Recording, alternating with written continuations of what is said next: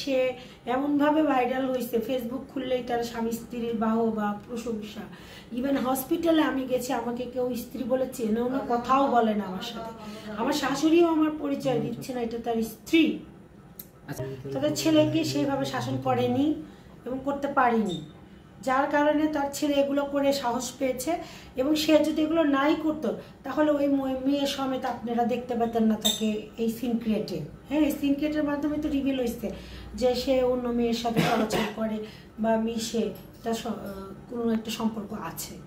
তারা সাপোর্ট করে বিধায় সে এই আজকালটা করতে পারে। মূলত তারা চায় কি, মানে তার ছেলেদেরকে আবার নতুন করে বিয়ে করাতে চায় না কি চায়, বা আপনি কি বলেন? এটা তাদের কাছে তারাই ভালো বলতে পারবে, বুঝছেন। আমি আর কি বলবো বলেন, আমার পিঠ দেয়ালে ঠেকে গেছে, আমি দেয়ালে ঠেকে গেছি ভাই।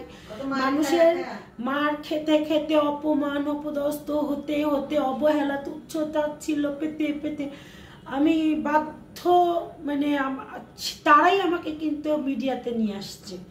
আমি কিন্তু মিডিয়ায় আসার মতো ব্যক্তি না বা এমন কোনো আমার যোগ্যতা নাই মিডিয়ায় আসার মতো, তারপরেও সে কিন্তু আমাকে টেনে নিয়ে আসছে। আচ্ছা, ঘটনা ঘটেছে উত্তরা, আপনারা থাকেন আফতাবনগর। হ্যাঁ, আপনার হাজবেন্ড সেখানে কেন গিয়েছিল? এখন ওখানে উনি কেন যান, কি কারণে যান, এটা একমাত্র উনিই ভালো বলতে পারবেন। আপনি আফতাবনগরে ওনার বহু পরিচিত বন্ধু বান্ধব আছে, আপনারা জানতে পারেন, দোকানদার আছে, রিক্সাওয়ালা আছে, আপনারা জেনে দেখেন যে মেয়েগুলো আছেন এই বাসায় আসে কি থাকেন, আপনারা জেনে। এখন যেহেতু আপনার মিডিয়া জগতে চলে আসছে, সকল কিছুরই ভাইরাল হয়েছে, এখন যদি আপনার সংসারটা ভেঙে যায় তাহলে এই দুটি সন্তান নিয়ে কি করবেন? এবং সর্বশেষ আবারও বলবো যে আপনার পদক্ষেপগুলো একটু বলবেন। শোনেন, আমার সংসার যদি সে করতে চায় সুষ্ঠুভাবে, আইনগতভাবে লিখিত পরিত করে আমার সাথে সংসার করতে হবে। আর যদি সে না চায়, হ্যাঁ, আইনগতভাবে আমরাও আগাবো।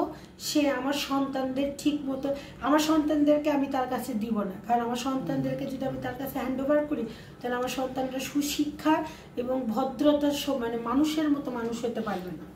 আমি আমার সন্তানদেরকে তার কাছে দিব না। সে সেইভাবে আমার সন্তানদেরকে কিভাবে ভরণ পোষণ, পড়াশোনা চালাবে, সে আইনগতভাবে সেই প্রক্রিয়ায় তিনি আসবেন। ফুটফুটে দুটো সন্তান দেখছি আপনার, এই বিষয়ে তার বাবা যাকে নিয়ে আসলে ঘটনা, তার আসলে মানে তাদের প্রতি কেমন আন্ডারস্ট্যান্ডিং? আচ্ছা শুনেন, আমি বলি, এই যে উনি যে অসুস্থ হয়েছেন, হসপিটালে আছেন, তিনি এখন পর্যন্ত একটাবার তার সন্তানদের কথা জিজ্ঞাসাও করেননি, বলেননি। ইভেন আপনারা তো অনেক সাংবাদিক ভাইদের সাথে পরিচিত, মানে জানছেন যে কি বলছি, আমি কি বলছি, তিনিও কি বলছেন। তাহলে আপনারা কি কখনো দেখেছেন? আমার সাথে আমার সন্তানদেরকে দেখছেন, তাহলে তিনি কেন তার সন্তানদেরকে হাইড করছেন? তিনি আপনাদের কাছে কি একবারও বলেছেন যে আমার দুটো কন্যা সন্তান আছে? সে মূলত কি চায়, মানে আসলে সন্তান এবং স্ত্রী থাকা, সে মনে হয় এটা চায় যে আমি একা একাই তার জীবন থেকে চলে যাই। এজন্যই তো অবহেলা করতে যাচ্ছেন, এজন্যই তো এক প্রকার অবহেলা করা হচ্ছে এমনটি মানে আমাকে তিনি প্রচুর অবহেলা করেন, আমাকে তিনি দাসী বলে মানে আখ্যায়িত করেন। বিয়ের প্রথম থেকেই কি আসলে এই ধরনের আপনার সাথে ব্যবহার করতো, না আসলে ইদানিং আপনি দেখতে পাচ্ছেন? না, বিয়ের পরে মানে প্রথম দিকে করতো না, তবে ওনার বিয়ের পরের থেকে মা মানে কিছু বলে তিনি আমাকে মারধর করতেন। আমি যদি তাকে সকাল সকাল বাসায় আসতে বলতাম তিনি মারধর করতেন, তাকে ভালো মন্দ কিছু জিজ্ঞাসা করলে উনি মারধর করতেন। এই যে মারধর করতেন, এক্ষেত্রে তখন তো পরিবারের মানে পরিবারের পক্ষ থেকে পদক্ষেপ কি ছিল? ওনাদের পরিবারকে অনেকবার বসতে বলা হয়েছে, আমার বাবা বারবার ফোন করেছে, তারা কথা গায়েও লাগায় না, শোনেও নাই, কথার অ্যান্সারও দেয় নাই, কোনোভাবেই তারা উত্তর দিচ্ছেন না।